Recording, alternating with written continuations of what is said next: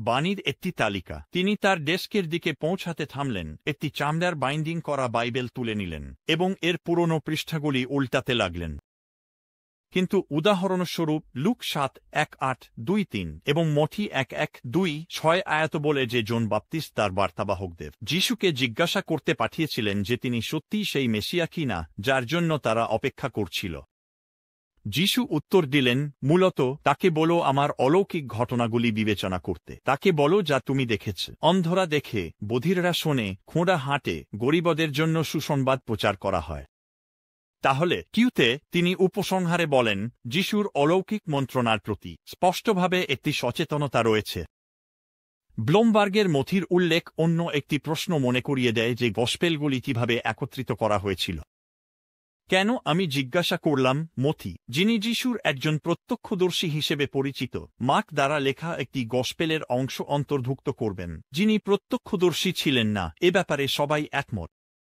যদি মথির গসপেল সত্যিই প্রত্যক্ষদর্শী দ্বারা লেখা হয় তাহলে তিনি তার নিজের পর্যবেক্ষণের উপর নির্ভর করতেন। ব্লুমবার্গ হাসলেন।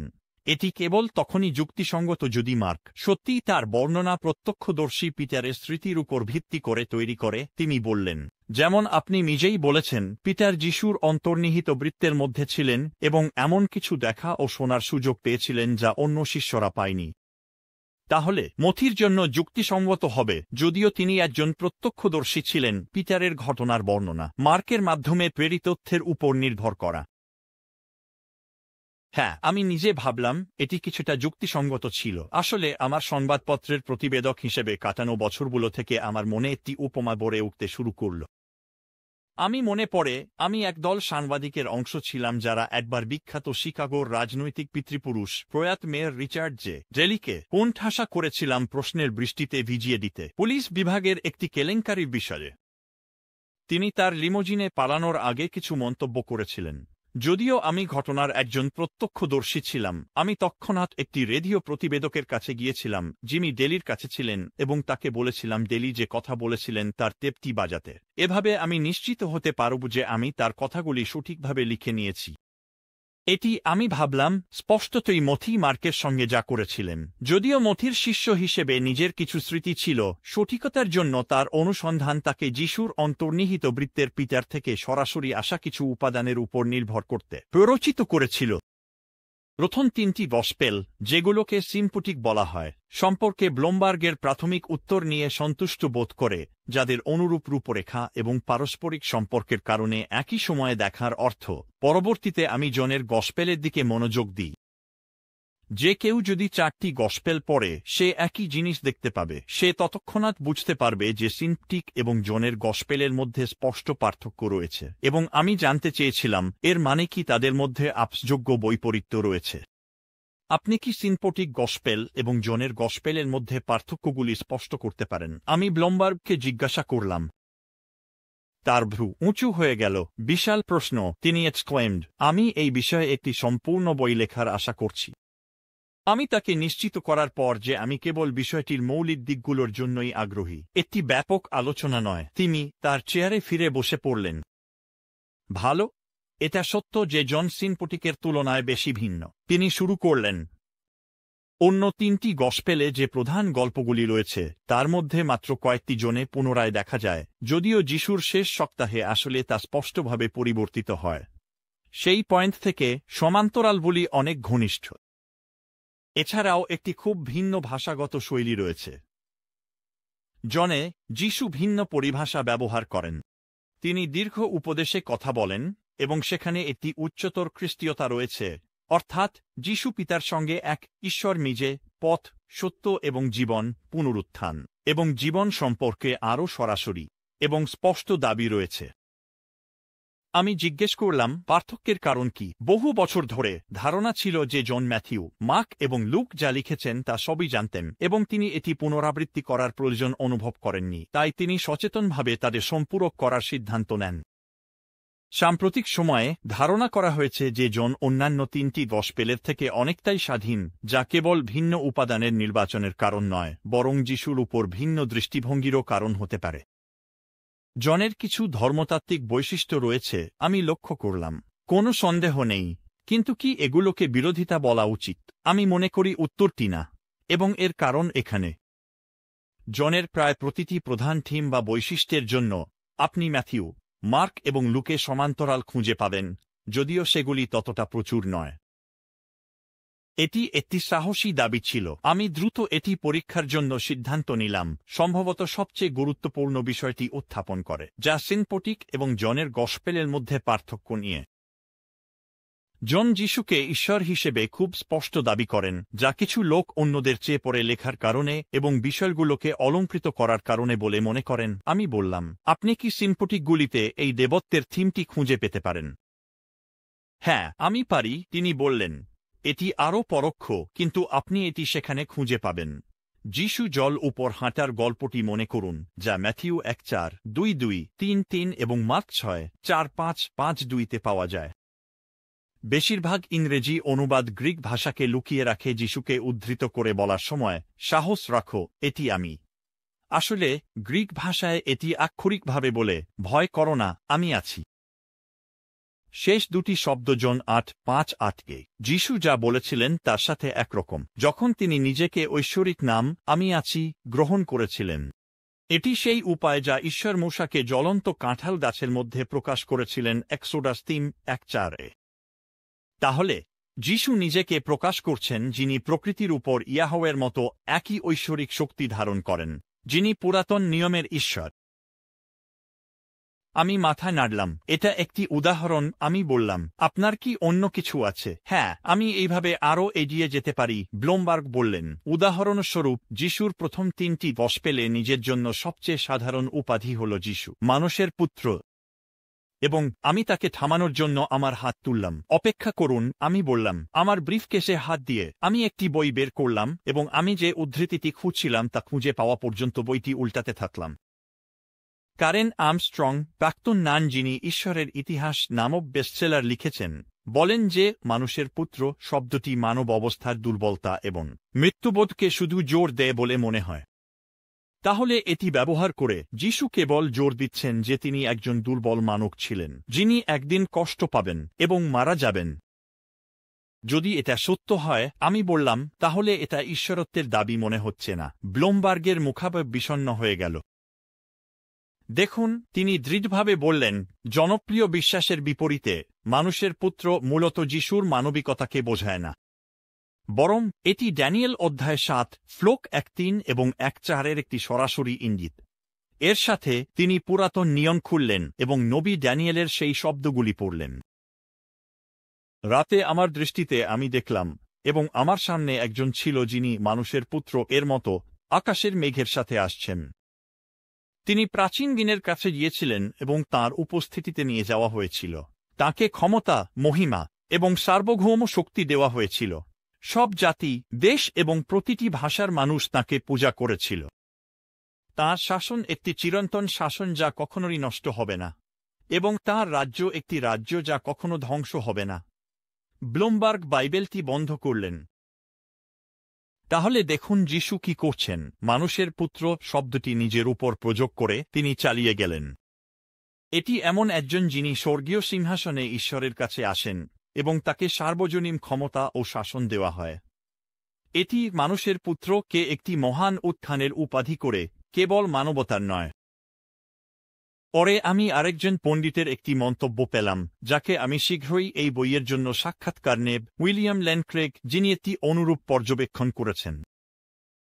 তিনি বললেন, মানুষের পুত্র প্রায় যিশুর মানবতাকে নির্দেশ করে বলে মনে করা হয়, যেমন ঈশ্বরের পুত্র প্রতিফলন তার দিব্যতাকে নির্দেশ করে।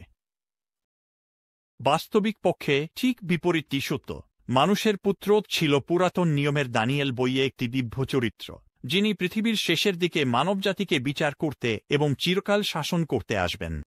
এভাবে মানুষের পুত্র হওয়ার দাবি আসলে একটি দিব্যতার দাবি হবে। ব্লুমবার্গ অব্যাহত রাখলেন, তাছাড়া যিশু সিম্পটিক্সে পাপ মাফ করার দাবি করেন, এবং এটি কেবল ঈশ্বরই করতে পারেন। যিশু প্রার্থনা এবং পূজা গ্রহণ করেন। যিশু বলেন, যে কেউ আমাকে স্বীকার করে, আমি তাকে আমার স্বর্গীয় পিতার সামনে স্বীকার করব। চূড়ান্ত বিচার কাদের প্রতি প্রতিক্রিয়া তার উপর ভিত্তি করে, এই সাধারণ মানবের প্রতি না, এটি একটি খুব গর্বিত দাবি হবে। চূড়ান্ত বিচার যিশুকে ঈশ্বর হিসেবে গ্রহণের উপর ভিত্তি করে। আপনি দেখতে পাচ্ছেন সিম্পটিক্সে খ্রিস্টানদের দিব্যতা সম্পর্কে বিভিন্ন ধরনের উপাদান রয়েছে, যা পরে যোহনের গসপেলে আরও স্পষ্ট হয়ে ওঠে। শেষ গসপেলটি লেখার সময় যোহন তেওয়াজিক বিষয়গুলি নিয়ে দীর্ঘ সময় ধরে চিন্তা করার সুবিধা পেয়েছিলেন। তাহলে আমি ব্লমবার্গকে জিজ্ঞাসা করলাম, যোহন যে আরও তেওয়াজিক দৃষ্টিভঙ্গি নিয়ে লিখছিলেন তা কি তার ঐতিহাসিক উপাদানকে প্রভাবিত করে এবং তাই কম নির্ভরযোগ্য নয়? আমি বিশ্বাস করি না যে যোহন আরও তেওয়াজিক ছিলেন, ব্লমবার্গ জোর দিয়ে বললেন। তার তেওয়াজিক গুরুত্বের একটি ভিন্ন গুচ্ছ রয়েছে। ম্যাথিউ, মার্ক এবং লুক প্রত্যেকে তাদের আলাদা তেওয়াজিক দৃষ্টিকোণ রয়েছে যা তারা তুলে ধরতে চায়। লুক গরিবদের এবং সামাজিক উদ্বেগের তেওয়াজেন। ম্যাথিউ খ্রিস্টান এবং ইহুদিবাদের সম্পর্ক বোঝার চেষ্টা করছেন। মার্ক যিনি যিশুকে একটি কষ্টভোগকারী দাস হিসেবে দেখেন। আপনি ম্যাথিউ, মার্ক এবং লুকের আলাদা তেওয়াজের একটি দীর্ঘ তালিকা তৈরি করতে পারেন। আমি বাধা দিলাম কারণ আমি ভয় পাচ্ছিলাম ব্লমবার্গ আমার বিস্তৃত পয়েন্টটি মিস করছেন। ঠিক আছে, কিন্তু কি সেই তেওয়াজিক প্রেরণাগুলি তাদের ঘটনার সঠিক রিপোর্ট করার ক্ষমতা এবং ইচ্ছার উপর সন্দেহ সৃষ্টি করে না? আমি জিজ্ঞাসা করলাম। তাদের তেওয়াজিক এজেন্ডা কি সম্ভবত তাদের রেকর্ড করা ইতিহাসকে রঙিন এবং বিকৃত করতে প্ররোচিত করবে না? এটি অবশ্যই মানে যে কোনো আদর্শিক নথির মতো আমাদের এটি একটি সম্ভাবনা হিসেবে বিবেচনা করতে হবে, তিনি স্বীকার করলেন। কিছু মানুষ আছেন যারা তাদের আদর্শিক উদ্দেশ্য পূরণের জন্য ইতিহাসকে বিকৃত করেন, কিন্তু দুর্ভাগ্যবশত মানুষ সিদ্ধান্ত নিয়েছে যে এটি সবসময় ঘটে, যা একটি ভুল। প্রাচীন বিশ্বে কোনো আদর্শিক উদ্দেশ্য ছাড়াই কেবল ঘটনাগুলি রেকর্ড করার জন্য নিরপেক্ষ উদ্দেশ্যহীন ইতিহাস লেখার ধারণা অজানা ছিল। কেউ ইতিহাস লিখত না যদি তা থেকে শেখার কোনো কারণ না থাকত। আমি হাসি। আমি মনে করি আপনি বলতে পারেন যে এটি সবকিছুকে সন্দেহজনক করে তোলে। আমি প্রস্তাব করলাম, হ্যাঁ, এক স্তরে এটি করে। তিনি উত্তর দিলেন, কিন্তু যদি আমরা অন্যান্য প্রাচীন উৎস থেকে যথেষ্ট সঠিক ইতিহাস পুনর্গঠন করতে পারি, তাহলে আমাদের গসপেল থেকে তা করতে সক্ষম হওয়া উচিত, যদিও সেগুলো আদর্শিক। ব্লমবার্গ একটি মুহূর্তের জন্য ভাবলেন, তার পয়েন্টটি স্পষ্ট করার জন্য একটি উপযুক্ত উপমা খুঁজতে। অবশেষে তিনি বললেন, এখানে একটি আধুনিক সমান্তরাল রয়েছে যা ইহুদি সম্প্রদায়ের অভিজ্ঞতা থেকে এসেছে, যা আমার কথাটি স্পষ্ট করতে পারে। কিছু মানুষ সাধারণত অ্যান্টিসেমিটিক উদ্দেশ্যে হলোকাস্টের ভয়াবহতাগুলিকে অস্বীকার বা কম গুরুত্ব দেন, কিন্তু হলোকাস্ট সম্পর্কে জাদুঘর তৈরি, বই লেখা, শিল্পকর্ম সংরক্ষণ এবং প্রত্যক্ষদর্শী সাক্ষ্য নথিভুক্ত করার কাজটি ইহুদি পণ্ডিতদেরই করেছে। এখন তাদের একটি খুব আদর্শিক উদ্দেশ্য রয়েছে, অর্থাৎ যাতে এমন একটি নৃশংসতা আর কখনো না ঘটে তা নিশ্চিত করা। কিন্তু তারা ইতিহাসের সত্যতা রিপোর্ট করার ক্ষেত্রে সবচেয়ে বিশ্বস্ত এবং নিরপেক্ষ হয়েছে। খ্রিস্টান বিশ্বাসও নির্দিষ্ট ঐতিহাসিক দাবির উপর ভিত্তি করে যে ঈশ্বর বিশেষভাবে যিশু নাজারেথের ব্যক্তিত্বের সময় ও স্থানে প্রবেশ করেছিলেন। তাহলে খ্রিস্টানরা যে আদর্শটি প্রচার করতে চেয়েছিল তার জন্য যতটা সম্ভব যত্নশীল ঐতিহাসিক কাজের প্রয়োজন ছিল। তিনি তার উপমাটি বুঝতে দিলেন। আমার দিকে আরও সরাসরি মুখ ফিরিয়ে তিনি জিজ্ঞাসা করলেন, তুমি কি আমার পয়েন্টটি বুঝতে পারছ? আমি মাথা নেড়ে জানালাম যে আমি বুঝতে পেরেছি। গসপেলগুলোর ভিত্তি প্রত্যক্ষ বা পরোক্ষ প্রত্যক্ষদর্শী সাক্ষ্যের উপর রয়েছে, এটা বলা এক কথা। এটি আরেকটি বিষয় যে এই তথ্যটি নির্ভরযোগ্যভাবে সংরক্ষিত ছিল যতক্ষণ না এটি অনেক বছর পরে অবশেষে লেখা হয়। এটি আমি জানতাম একটি বড় বিতর্কের বিষয় ছিল, এবং আমি যতটা সম্ভব স্পষ্টভাবে ব্লমবার্গকে এই বিষয়টি নিয়ে চ্যালেঞ্জ করতে চেয়েছিলাম। আবার আমি আর্মস্ট্রংয়ের জনপ্রিয় বই ঈশ্বরের ইতিহাস তুলে নিলাম। আমি বললাম, সে যে আরেকটি বিষয় লিখেছে তা শোনো। আমরা যিশু সম্পর্কে খুব কম জানি। তার জীবনের প্রথম পূর্ণাঙ্গ বিবরণ ছিল সেন্ট মার্কের গসপেল, যা প্রায় ৭০ সালে লেখা হয়েছিল, তার মৃত্যুর প্রায় ৪০ বছর পরে। সেই সময়ে ঐতিহাসিক তথ্যগুলো মিথিক উপাদানগুলোর সাথে মিশে গিয়েছিল, যা যিশুর অনুসারীদের জন্য তার অর্জিত অর্থকে প্রকাশ করেছিল।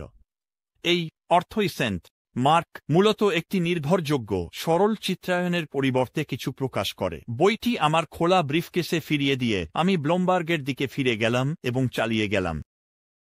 কিছু পণ্ডিত বলেন যে গসপেলগুলি ঘটনাগুলোর অনেক পরে লেখা হয়েছিল, যার ফলে কিংবদন্তি বিকশিত হয়েছে এবং যা শেষ পর্যন্ত লেখা হয়েছে তা বিকৃত হয়েছে যিশুকে কেবল একজন জ্ঞানী শিক্ষক থেকে পৌরাণিক ঈশ্বরপুত্রে পরিণত করেছে।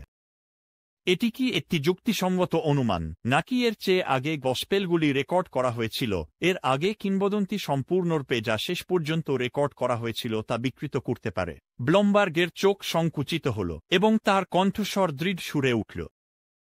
এখানে দুটি আলাদা বিষয় রয়েছে এবং সেগুলো আলাদা রাখা গুরুত্বপূর্ণ, তিনি বললেন। আমি মনে করি গসপেল লেখার জন্য প্রাথমিক তারিখের প্রস্তাব দেওয়ার জন্য ভালো প্রমাণ রয়েছে, কিন্তু যদি তা নাও থাকে তবুও আর্মস্ট্রংয়ের যুক্তি কাজ করে না। কেন নয়? আমি জিজ্ঞেস করলাম। মানব পণ্ডিতদের তারিখ নির্ধারণ, এমনকি খুব উদারবৃত্তেও, মার্কের জন্য 7-0-10, ম্যাথিউ এবং লুক 8-0-10, জন 9-0-10। কিন্তু শুনুন, এটি এখনও যিশুর জীবনের বিভিন্ন প্রত্যক্ষদর্শীর জীবদ্দশার মধ্যে, এমনকি শত্রুতাপূর্ণ প্রত্যক্ষদর্শীদেরও অন্তর্ভুক্ত, যারা যিশুর সম্পর্কে মিথ্যা শিক্ষার ক্ষেত্রে সংশোধক হিসেবে কাজ করতে পারতেন। অতএব গসপেলগুলির জন্য সেই দেরি তারিখগুলি আসলে তেমন দেরি নয়। আসলে আমরা একটি তুলনা করতে পারি যা খুব শিক্ষামূলক।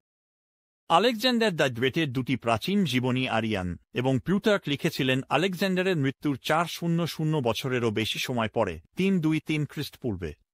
তবুও ইতিহাসবিদরা সেগুলোকে সাধারণত বিশ্বাসযোগ্য মনে করেন।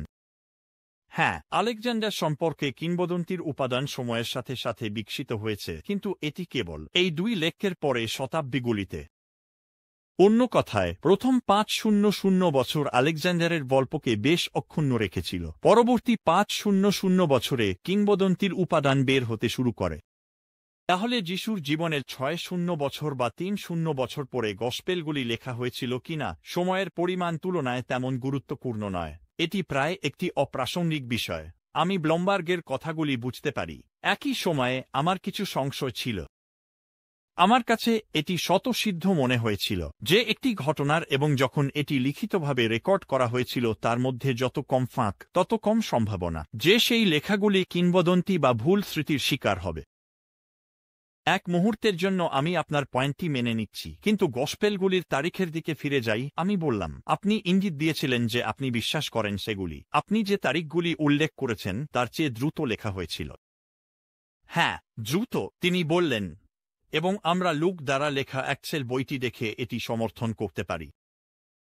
অ্যাক্ট স্পষ্টতই অসমাপ্ত শেষ হয়।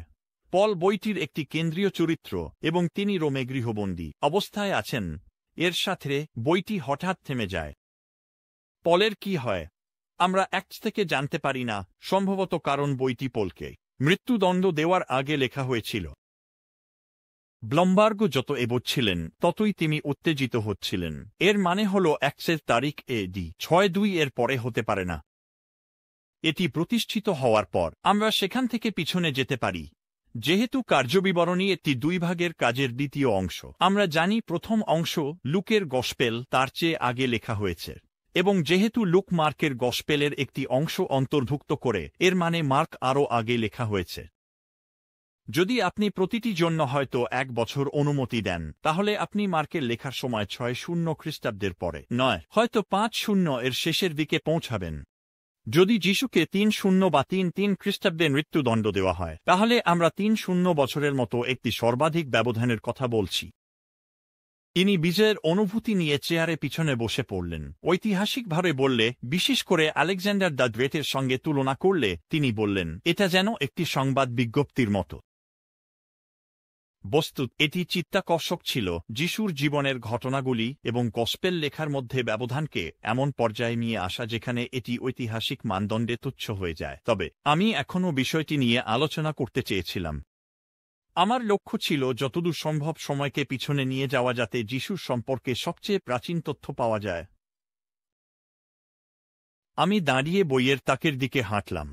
আমি বললাম, চল দেখি আমরা কি আরও পিছনে যেতে পারি। ব্লমবার্গের দিকে ঘুরে আমরা যিশুর পাপমোচন, তার পুনরুত্থান এবং তার আল্লাহর সঙ্গে অনন্য সম্পর্কের মৌলিক বিশ্বাসগুলো কত তাড়াতাড়ি তারিখ করতে পারি। তিনি শুরু করলেন, নতুন নিয়মের বইগুলো কালানুক্রমিকভাবে সাজানো নয়, এটি মনে রাখা গুরুত্বপূর্ণ। গসপেলগুলো প্রায় সমস্ত পলের চিঠির পরে লেখা হয়েছিল, যার লেখার মন্ত্রণালয় সম্ভবত 40 এর দশকের শেষের দিকে শুরু হয়েছিল। তার বেশিরভাগ প্রধান চিঠি 50 এর দশকে প্রকাশিত হয়েছিল। সর্বপ্রথম তথ্য খুঁজতে কেউ পলের চিঠিগুলোর কাছে যায় এবং তারপর জিজ্ঞাসা করে কি এমন চিহ্ন আছে যে আরও পুরনো উৎসগুলো তাদের লেখার জন্য ব্যবহার করা হয়েছিল। এবং আমি উৎসাহিত করলাম, আমরা কি খুঁজে পাই? আমরা পাই যে পল কিছু ধর্মীয় বিশ্বাসের স্বীকারোক্তি বা গায়েনগুলো প্রাথমিক খ্রিস্টান গির্জা থেকে অন্তর্ভুক্ত করেছেন। এগুলো গির্জার সূচনা থেকে অনেক আগে পুনরুত্থানের পরপরই ফিরে যায়। সবচেয়ে বিখ্যাত ধর্মীয় বিশ্বাসগুলোর মধ্যে রয়েছে ফিলিপিওদের 2:6-1 যা যিশুকে প্রকৃতপক্ষে আল্লাহ হিসেবে বর্ণনা করে, এবং কলসীয়দের 1:1-5-2 যা তাকে অদৃশ্য আল্লাহর প্রতিমূর্তি হিসেবে বর্ণনা করে, যিনি সবকিছু সৃষ্টি করেছেন এবং যার মাধ্যমে সবকিছু আল্লাহর সঙ্গে পুনর্মিলিত হয়, তার রক্তের মাধ্যমে শান্তি প্রতিষ্ঠা করে যা ক্রুশে ঝরানো হয়। এগুলো অবশ্যই গুরুত্বপূর্ণ, যেগুলো প্রাথমিক খ্রিস্টানরা যিশু সম্পর্কে কিভাবে বিশ্বাসী ছিলেন তা ব্যাখ্যা করতে। কিন্তু সম্ভবত ঐতিহাসিক যিশুর দৃষ্টিকোণ থেকে সবচেয়ে গুরুত্বপূর্ণ ধর্মীয় বিশ্বাস হল 1 করিন্থীয়দের 1:5, যেখানে পল প্রযুক্তিগত ভাষা ব্যবহার করে ইঙ্গিত দেন যে তিনি এই মৌখিক ঐতিহ্যটি তুলনামূলকভাবে স্থির রূপে প্রচার করছেন। ব্লমবার্গ তার বাইবেলে এই অংশটি খুঁজে পেয়েছিলেন এবং আমাকে পড়ে শোনান। যা আমি পেয়েছিলাম তা আমি আপনাদের কাছে প্রথম গুরুত্বপূর্ণ বিষয় হিসেবে পৌঁছে দিয়েছি, যে খ্রিস্ট আমাদের পাপের জন্য বাইবেলের অনুযায়ী মারা গিয়েছিলেন, যে তাকে সমাধি দেওয়া হয়েছিল, যে তিনি তৃতীয় দিনে বাইবেলের অনুযায়ী পুনরুত্থিত হয়েছিলেন, এবং তারপর তিনি সেফাসের কাছে প্রকাশিত হন এবং তারপর 12 জনের কাছে। এরপর তিনি একসাথে 500 এরও বেশি ভাই ও বোনদের কাছে প্রকাশিত হন, যাদের মধ্যে বেশিরভাগ এখনও জীবিত, যদিও কিছু ঘুমিয়ে পড়েছে। তারপর তিনি যাকবের কাছে প্রকাশিত হন, তারপর সকল আপোস্তলের কাছে। এবং এখানে মূল বিষয়টি হল, ব্লমবার্গ বললেন, যদি ক্রুশবিদ্ধ হওয়া খ্রিস্টাব্দ 300 সালের মতো প্রাথমিক হয়, তবে পলের ধর্মান্তর প্রায় 3-2 সালে হয়। তাৎক্ষণিকভাবে পল দামেস্কে নিয়ে যাওয়া হয়, যেখানে তিনি আনানিয়াস নামে একজন খ্রিস্টানের এবং কিছু অন্যান্য শিষ্যের সাথে দেখা করেন। জেরুজালেমে আপোস্তলদের সাথে তার প্রথম সাক্ষাৎ প্রায় খ্রিস্টাব্দ 3-5 সালে হবে। কিছু সময় পরে পলকে এই ধর্মীয় বিশ্বাস দেওয়া হয়, যা ইতিমধ্যেই গঠন করা হয়েছিল এবং প্রাথমিক গির্জায় ব্যবহৃত হচ্ছিল।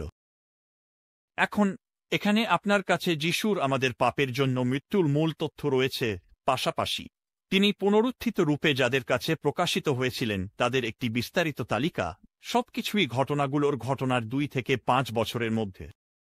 এটি 400 বা তারও বেশি বছর পরে তৈরি মিথোলজি নয়, যেমন আর্মস্ট্রং প্রস্তাব করেছিলেন।